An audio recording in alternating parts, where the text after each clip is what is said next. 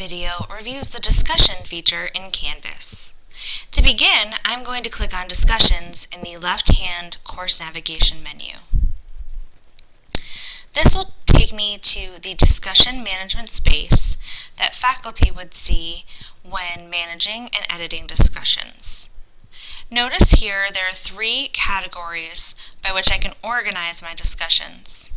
Pinned discussions, which are discussions that will appear higher in the priority of student work that is due. Regular discussions, which is the best place for ongoing or long-term discussion spaces, such as a frequently asked questions space. And discussions that are closed for comments. This section is best used for discussions that previously had due dates that you'd like students to still be able to access, but you no longer want students making new posts or posting responses to their colleagues and classmates. You can move your discussions from pinned discussions or closed for comments at any time.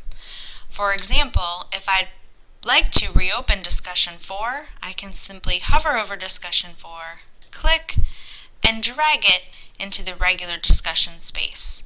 You'll notice now that the discussion has a blue link, meaning that students could click on it and actually add material and content. On the far right, you'll notice that all discussions have a counter. The counter will tell you how many posts are unread and how many replies have been posted. You'll also notice you have a gear on the far right of your discussions. When you click this gear icon, you can choose to close the discussion for comments, delete it completely, or unpin it. Again, closing for comments will move it to the close for comments space, and unpinning will move it from a pinned discussion to a regular discussion. You have a blue button at the top of your screen that will allow you to add or create new discussions. When I click on this blue button, it will take me to a blank discussion space where I can now add a topic title or discussion title, directions for my students, and these directions can include a file attachment that you can add below, or other products and options from our public collections tool. Again, this public collections tool would allow you to add a YouTube clip, possibly a TED Talk, a Google Doc, something from Wikipedia, perhaps a news article, a chart. So a lot of options there to help stimulate discussion and have students look critically at material. Also notice on the right, for this large discussion space where you can add instructions, you could also add links to other elements of the course if you needed to review something. You could also add files at this level, meaning attachments. And you can also add images, either images that are stored within your Canvas course space as a file. You could upload a new image, or you can find an image on the Creative Commons Flickr website. There are 4 options for you as part of the discussion process.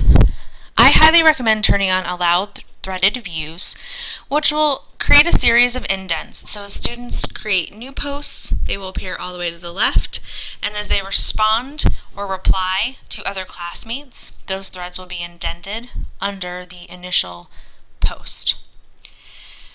Users must post before seeing replies is a great option that prevents students from seeing other student work before they've posted their own.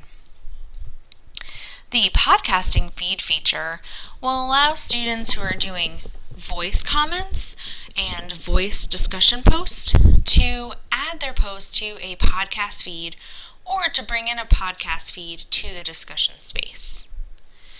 Finally, you can grade discussions. When this option is selected, several other options will appear.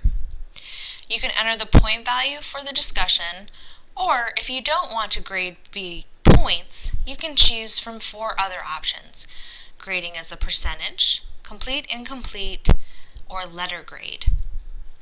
Should you use the complete, incomplete option, students will see a check mark or an X to let them know whether it's been completed or if it's been considered incomplete. You'll also have an option still within the grading features of Canvas to add comments to the student's discussion.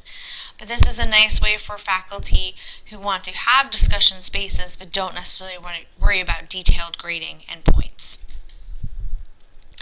Assignment groups are just necessary when you want to categorize different assignments in your class. So for example, because this is a discussion, I might want to choose the discussions assignment group so that all of my discussions would be linked under one type of assignment group.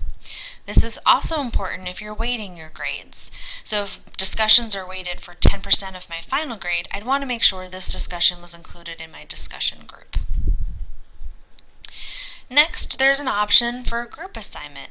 If you choose to make a discussion a group assignment, it will leave the discussion prompt open to all students, but it will require that the students only see the discussion of the other students in their group.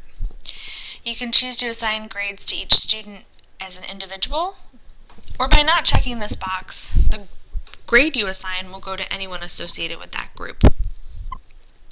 If you've previously set up your groups, you can select them here. If you need to set up a new system of groups or a new group of groups, you can also choose to do that at this level. Finally, the last option is require peer reviews. When I check this option, Canvas asks me if I'd like to manually assign peer reviews or if I'd like to automatically assign peer reviews using Canvas. When I make that selection, I can choose how many reviews each user or each student needs to complete, and I can choose a date when reviews must be completed. Note, they want the reviews to be completed after the discussion is due. The idea there being that the students need a due date for this initial post, and then the review due date should be after. You can, however, leave this blank, and if so, that means that both the review and the discussion need to be due on the same date. Finally, at the bottom, you have several more options.